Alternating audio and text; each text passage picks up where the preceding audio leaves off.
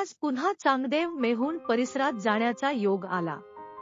चांगदेव मंदिराच्या शेजारील तापी पूर्ण संगमावर पात्रातले पाणी कमी झालेले होते. त्यामुळे पात्रात उतरलो तेव्हा सबंध पात्र हे कमळाच्या वनस्पतींनी आच्छादलेले होते. कमळ वनस्पती आपल्याला माहितीच आहे.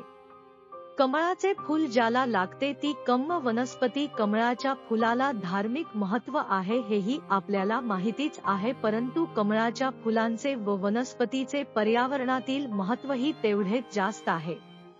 कमळ ही वनस्पती केवळ सौंदर्यामुळेच नव्हे तर जैवविविधता आणि पर्यावरणातील समतोल राखण्यासाठी मोलाची भूमिका बजावते. कमळाचे पाने व फुलाभोवती लहान जलचर जीव उदाहरणार्थ बेडूक, कीटक व मासे यांना सुरक्षित निवारा मिळतो. कमळाच्या वनस्पतीची मुळे जलाशयातील घाण व अपायकारक रसायने अंशतः शोषून घेतात, त्यामुळे पाण्याचे नैसर्गिक शुद्धीकरण होते.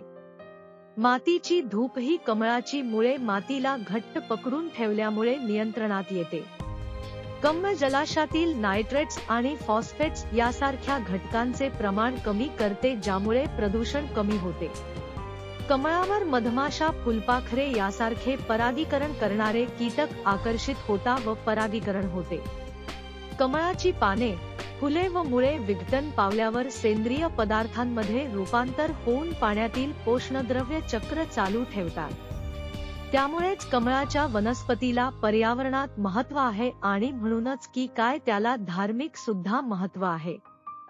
थोडा पुढे गेलो, ऊन जास्त असल्यामुळे बहुतेक पक्षी नसतील असे वाटले, परंतु अचानक समोरून पिसारंबात पांढरा रंग व गडद तपकिरी रंग असलेला खालच्या दिशेने चक्राकार झालेले, शेवटी फिकट तपकिरी आणि पांढऱ्या रंगाचे तसेच छातीच्या बाजूला कार्य रंगाचे माळेसारखे खून असणारा एक पक्षी उडाला आणि कमळाच्या पानांवर बसला. निरखून बघितले तर अतिशय आकर्षक असा कमळ पक्षी किंवा जलमयूर पुनश्च दिसला. त्यामुळे त्याचे छायाचित्रण करण्याचा माझा लोभ मला आवडता आला नाही. त्यामुळे त्याचे छायाचित्रण केले अगदी मस्तपणे. एकदम आपल्या लहरीमध्ये तो कमळाच्या पानांवर असलेले कीटक त्याच्या चोचीमध्ये टिपत होता आणि त्याचे अन्न खात होता.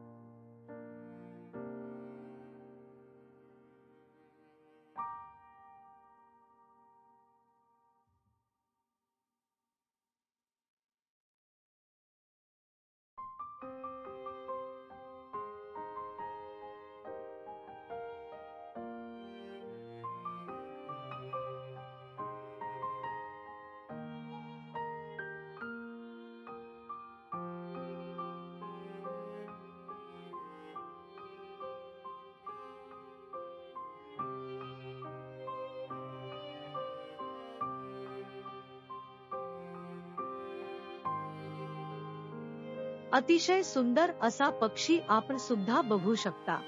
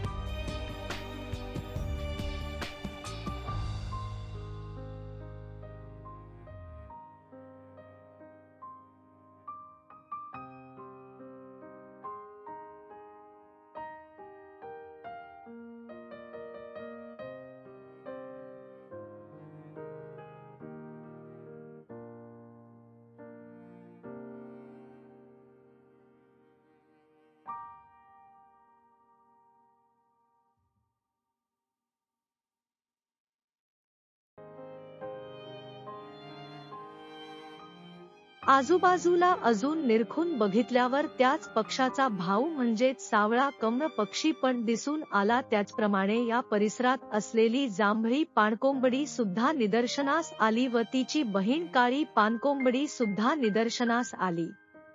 हवेत बघितले तर महाबला म्हणजेच गोलियत हेरॉन उडताना दिसला. दुपारी 3 ते 3:30 च्या दरम्यान घरून निघाल्याने व पोहोचता 4:30 पावणे 5 वाजल्यामुळे जास्त वेळ पक्षी निरीक्षणाला मिळाला नाही. लगेचच थोड्या वेळात अंधार पडायला सुरुवात झाली व कुठेतरी छायाचित्रणाला मर्यादा आली, त्यामुळे घरी परतलो. तर अशी आहे कम्म वनस्पतीवर आधारित जैवविविधता. व्हिडिओ आवडला असेल तर नक्की लाईक, शेअर व सबस्क्राईब करा.